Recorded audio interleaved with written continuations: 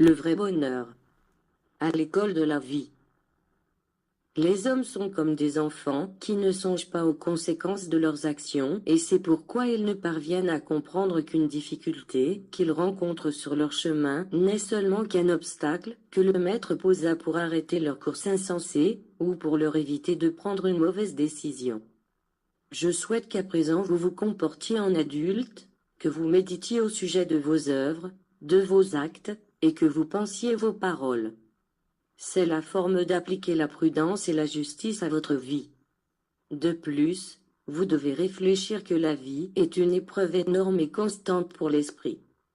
Personne ne succombe sur mon chemin et, même s'il y a des occasions en lesquelles l'homme tombe, plié sous le poids de la croix, une force supérieure le relève et l'encourage, cette force provient de la foi. C'est de la compréhension de ces enseignements qu'arrivent à avoir les hommes, et de leur obéissance envers les lois qui régissent l'univers, que dépend leur bonheur, que certains pensent qu'il n'existe sur la terre et que d'autres en viennent à croire que je suis le seul à thésauriser, mais qui, en réalité, se manifeste dans la paix de votre esprit. Ô peuple, maintenant vous savez que votre bonheur est en vous-même pour que vous enseigniez aux hommes que, au fond de leur être où ils croient ne porter qu'amertume, haine et rancœur, remords et larmes, il existe une lumière que rien ne peut éteindre, et qui est celle de l'esprit. Votre passé spirituel est inconnu de votre matière.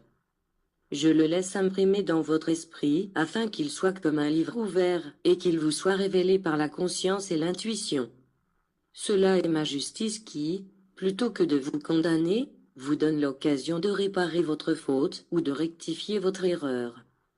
Si le passé s'effaçait de votre esprit, vous devriez traverser à nouveau les mêmes épreuves, cependant, si vous entendez la voix de votre expérience et que vous vous laissez éclairer par cette lumière, alors vous verrez votre chemin bien plus propre et l'horizon bien plus brillant.